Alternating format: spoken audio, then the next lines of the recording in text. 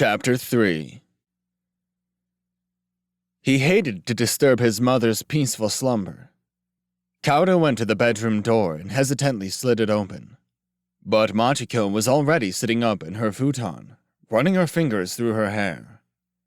Kauda needn't to wake her up. His father's noisy homecoming had taken care of that. "Oh, Mom. Sorry." He was apologizing for his father. "That's all right." The expression in her eyes was as gentle as ever. Kaudu's mother almost never scolded him. Probably because he never asked for anything unreasonable, she'd always given him what he wanted. Though he was still a child, he could tell from her words and actions how absolutely she relied on him. It made him happy, but also gave him a feeling of grave responsibility. The Futami family three-way deadlock was how Kaudu thought of his and his parents' relationship. It was just like a game of rock, scissors, paper.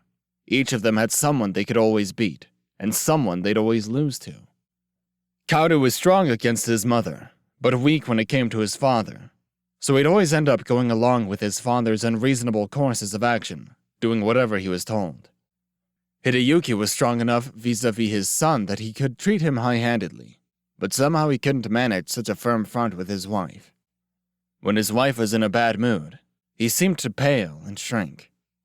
So he had to fob the task of waking his sleeping wife off on his son.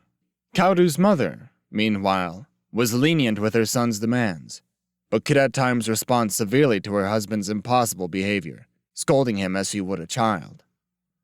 His father would sometimes boast about how this marvelous balance of power maintained harmony in the family.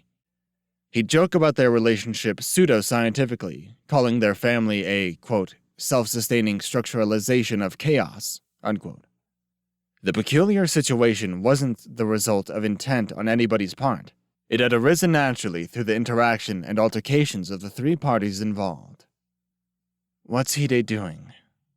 Machiko scrunched her neck and ran her fingers slowly through her hair.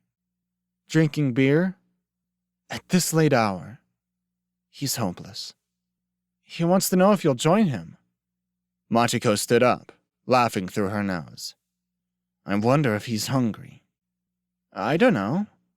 Probably he just wants to see you, don't you think?" Kaudu said it with a straight face, but Machiko just laughed, as if to say, "You don't know what you're talking about." But Kaudu was already quite aware of his parents' erotic side. One night 3 months ago, a night in mid-June, a rare dry night in the middle of the rainy season, hot enough to forebode the tropical nights to come, Kaudu had been shocked to run into his father in the kitchen in an unexpected state. That night, Kaudu had been shut in his room, using his computer, when his thirst finally became too great to ignore. He'd gone to the kitchen to get some mineral water. His parents had apparently shut themselves in their separate rooms, saying they had work to do, and the apartment was quiet. His parents often went to their rooms to work and fell asleep like that. Kaudu had expected it to be the same that night. He didn't realize they had been in the same room, after all. He didn't turn on the light. He stood there in the darkness and poured some mineral water into a glass, and then popped a piece of ice into his mouth. Then he opened the refrigerator door again to put the plastic bottle back in, and that was when he found himself facing Hideyuki, who had suddenly entered the kitchen. The light from the refrigerator shone on his father's naked body. Hideyuki jumped, but in surprise, not embarrassment. "I didn't know you were there," he said, and with no thought for his nakedness, he grabbed Kaudu's glass from him and gulped down its contents. What surprised Kaudu was not only that his father was completely unclothed, but that his genitalia was larger than it normally was. It was covered with some sort of thin bodily fluid, and it gleamed slickly.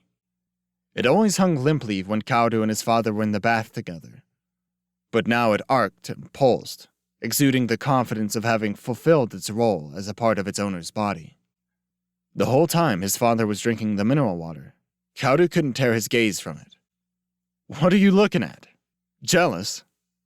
Kaudu's reply was blunt. Hideyuki bent over a bit and placed the tip of his right index finger on the tip of his member. With it, he took up a single drop of semen and held it out before Kaudu's eyes. "Look, kiddo, it's your ancestors," he remarked, with mock seriousness. Then he wiped his fingertip on the edge of the sink against which Kaoru was leaning. "Ew!" said Kaoru, twisting away, but he kept staring at the white droplet on the edge of the sink. He didn't know how he should react. Hideyuki turned his back on him and disappeared into the bathroom. After a while, from the open door came the sound of urination, forced, irregular bursts. Sometimes Kaoru didn't know if his father was stupid or clever. Sure, he was an excellent computer scientist, but sometimes he did things that were worse than childish. Kaoru respected his father all right, but watching him made him nervous. He could understand his mother's sufferings. So ran his thoughts as he stared at what his father had called his ancestors. The sperm swimming in the tiny droplet gradually died as the stainless steel stole heat from them. They were, of course, invisible to the naked eye, but Kaoru found himself quite aware of the actions of the herd. He could quite easily imagine the faces of each one of them as it had died and contributed its corpse to the growing layer of dead. These sperm, born of meiosis inside his father, held, as did his mother's eggs, half the number of chromosomes contained within the cells of his body. Together they made a fertilized egg, only then supplying the total number of chromosomes necessary for a cell. But it didn't follow that a sperm was merely half a person. Depending on how you looked at it, the sperm and the egg were the body's basic structural units. Only reproductive cells could be said to have continued uninterrupted since the inception of life. It wasn't too much of a stretch to say they possessed a kind of immortality. All that aside, to have a chance to leisurely observe his father's sperm was something he'd never dreamed of. Right here in front of him was the source of the life form that he knew as himself. Was I really born from something this tiny? He stood there mystified and mute. These sperm hadn't existed anywhere until they'd been made within his father's body. Created from nothingness by means of that mysterious power only life possessed. So caught up was he in his examination that Kaoru didn't notice when his father finished urinating and rejoined him. "What are you doing, kiddo?" He seemed to have already forgotten his own prank. "Observing your things," said Kaoru, not looking up.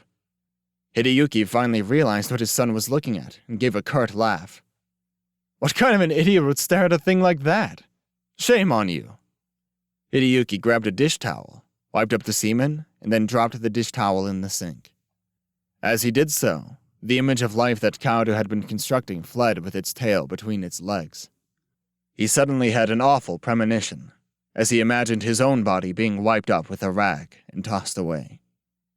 So his parents' secret life, something not for him to come in contact with, became, under the influence of his father's attitude, something subject to no taboo whatsoever. Kaoru remembered that incident 3 months ago as if it were last night. Of course, Machiko had no way of knowing what mischief her husband had worked on her son as he went about opening the refrigerator and using the bathroom. Had she known, her embarrassment would no doubt have lit a bonfire of anger within her. No doubt she would have refused to speak to her husband for some time. Probably tonight she would have been in no mood to get up and fix him a snack. "What am I going to do with him?" she muttered again and again. Still, she fixed her hair with a will and refastened her misaligned pajama buttons. Kaoru found it a pleasant, warm sight.